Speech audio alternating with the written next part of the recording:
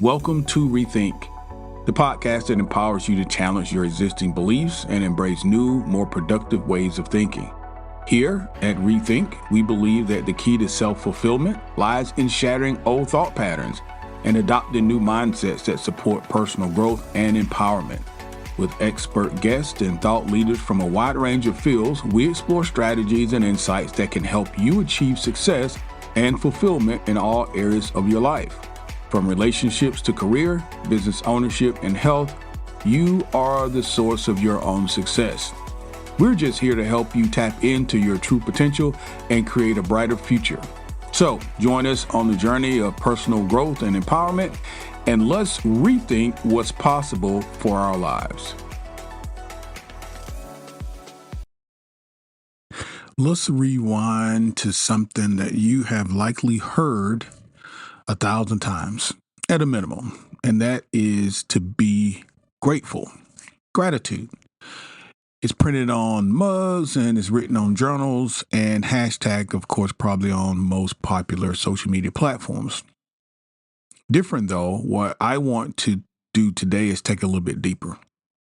Gratitude isn't just a feel-good practice, something to make you feel good about yourself or a morning routine add-on. It's actually one of the most powerful, energetic alignments available to us. You can tap into this if you take this seriously. It took me a while to truly understand this, but it's one of the most powerful, energetic alignments available to us. And since we're talking about alignment, frequency, and vibration, this is really, really key today. So I'm going to ask you to really hone in on what I'm saying. Most people are using it like it's a decorative pillow or some sort of ornament, for your Christmas tree. It's just one of those things, when it actually should be more foundational. It should be more foundational, like visualization, meditation, gratitude should be those foundational core elements to your spiritual practice. So let me give you an example in terms of everyday life. Think of a person who's genuinely grateful for his or her work, for their relationships, and even for their lives.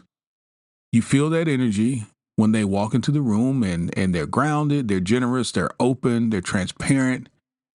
And now you can compare that to someone who's always looking at what's missing. Maybe you're that person. I've been that person, looking at what's wrong and what's not here yet. The contrast is night and day. The energies are night and day. What is magnetic, the other is very much repelling. So when I first started my own inner work, I had a list of goals. I've talked about it here a number of times. I had not only a vision board, but I just had this map, this thing in my head that I stayed connected to and things I wanted to accomplish. I did affirmations, but it wasn't until I integrated what I'm talking to you about now, gratitude. I integrated real embodied gratitude that things started to change for me. I started to feel differently.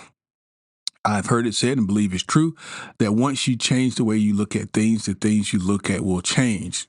This is not just surface type gratitude, not I'm thankful for this cup of coffee, or I'm thankful for your car or your home, which I'm sure you are, but it's deeper. It's more intentional. It is an intentional appreciation that is turned into a actual lifestyle. So one biblical scripture that comes to mind is, in all things, give thanks. Now, not necessarily for all things, because we go through some things that we could consider bad or negative, or even if you're in that mode of thinking evil.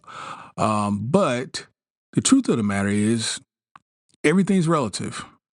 So when I started thinking or thanking rather the universe for the things that hadn't even happened yet, I watch them actually show up. And that's what we're talking about, manifestation. You start to thank Source, God, the universe, for things hasn't even shown up yet, but you have the wherewithal to know. Notice I'm not using words like faith and belief and trust and hope. Those are different vibrations, but you just know that that this is who you are now. And these are things that the person who you have become simply has. And so you begin to be thankful for them. You begin to be thankful for them. This is the type of gratitude that we're talking about today in this episode. So that long introduction is a way of me saying welcome, guys, into the podcast. We are talking gratitude today. And some days this conversation is really hard to swallow. Why? Because some days we feel like we're being swallowed up by our environment, by our current circumstances, by the people around us. And so when I start talking about gratitude and things to be grateful for, it's easy for your mind to say to you, what do you really have to be thankful for? I want to help you, before we get started, to avoid that trap. Why? Number one, you have everything to be thankful for. You are alive. You can hear. You have some level of resource, some level of cognitive intelligence. There's so many things that you have that others do not, or you didn't have to have. Remember, your bottom is somebody else's top. There are plenty of people who would trade lives with you today. I know you think your job is not the greatest, but there are so many people who are looking for work every day. I know you think your relationship's not the greatest, but there are plenty of people who would love to have someone to spend their lives with. Maybe you're not super satisfied with the way you look in terms of your weight, etc., but you are in a body that is alive. There's so many people that are in hospitals and hospice and different types of homes and medical facilities where they would love to be able to get out and take a walk just for another day. So be thankful for who, where, and what you are. Now, it doesn't mean you have to be satisfied and you have to stay there. Those are two very different things. But gratitude is the launching pad. Gratitude is the launching pad. My grandfather used to tell me when I was a kid, and of course, this is older terminology. So my grandfather used to say, I remember when I got my first car, and as a young man, a young boy, really, you don't really know much of anything. And taking care of stuff wasn't something that was high on my priority. You know, young guys, the reason why our insurance is so high is because we tend to be reckless. And my grandfather used to tell me all the time, he said, the Lord is not going to bless you with anything more until you learn to take care of what you have. Every time I came home from college, the first thing he would ask me is, have I changed the oil in my car and how's my car? He was very concerned about my mode of transportation because he was much wiser than me. He knew that was my primary means of transportation. And if that went away, then I'm going to have problems, which of course it did because I didn't take care of stuff. But gratitude, back to where we were. Gratitude is what we're talking about today. So you picked a really good day to join the podcast. I want to, as always, welcome you in. Have a seat. Make sure that you subscribe so you don't, if you're new, make sure you subscribe so you don't forget who we are and where we are. Old timers, welcome back, guys. We are on day 13. We're on day 13 of our walk toward 30 days of monetization, manifestation. We're going to end up at a place of complete gratitude. Why? Because we will have built a revenue stream around our passion, our life's work. That is what this 30 days is about. If you go through this 30 days, you're going to be empowered to the point where you won't be able to say anymore that you don't have the tools you need in order to create the life that you want, specifically around your passion. We're going to identify your passion, the work that you do, opportunity for you to be fulfilled, plus create some revenue around all that. Okay, that's what we're doing. So welcome in, welcome in, welcome in. Ways to support the podcast. I'm glad you asked. Look in the show notes. Please, we need more of you to click the links down there and support the podcast. It will really help us out.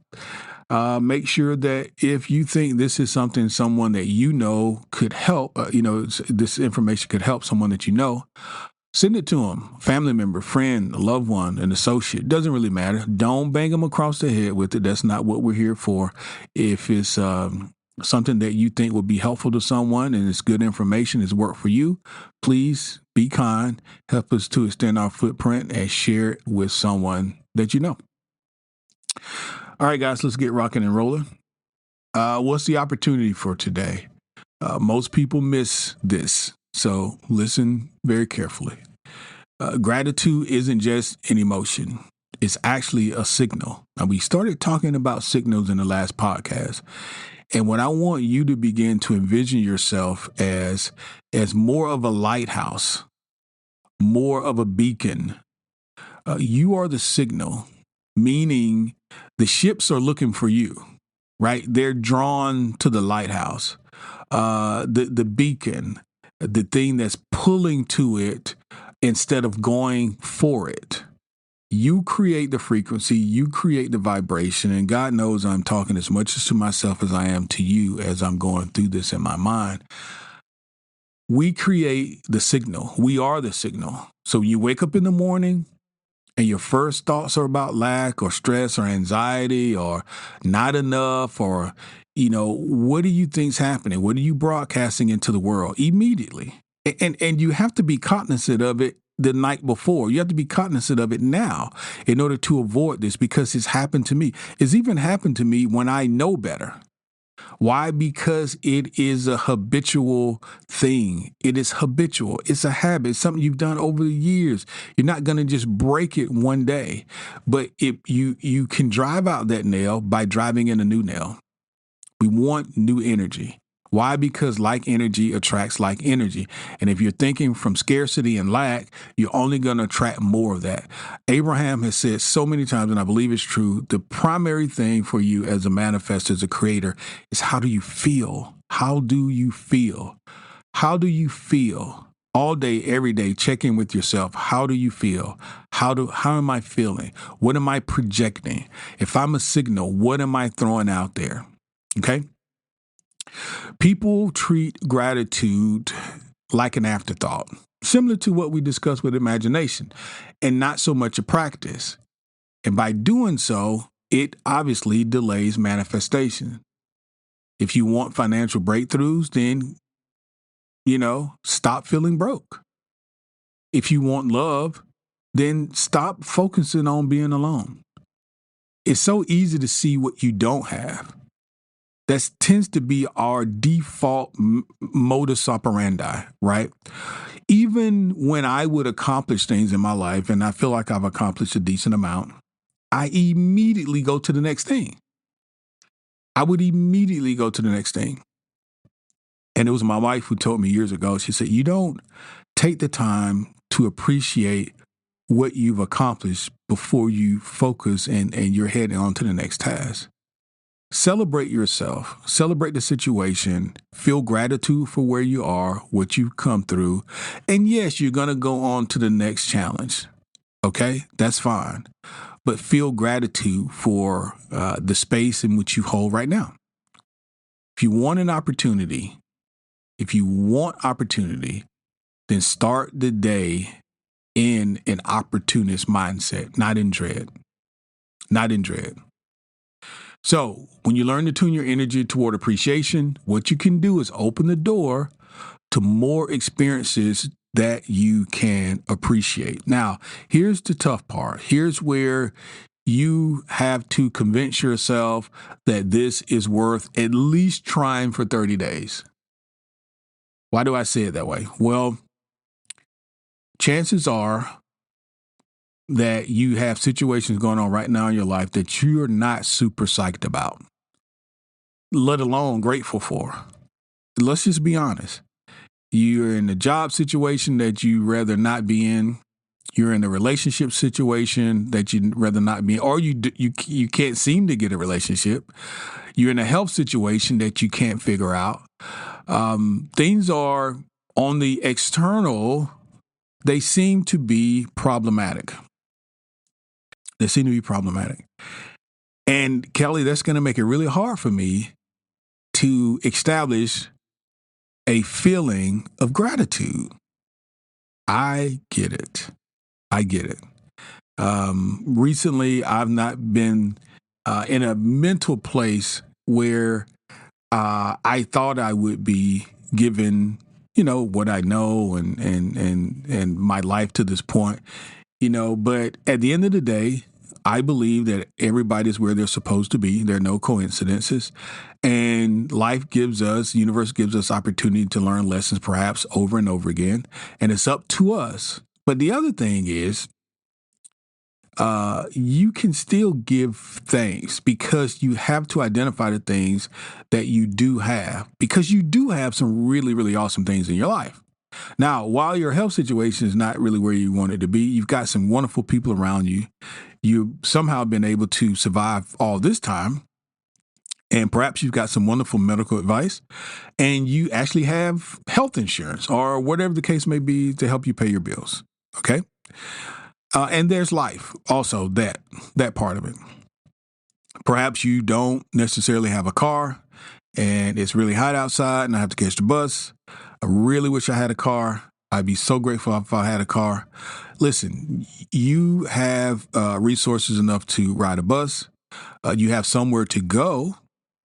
You have healthy limbs and legs and things like that.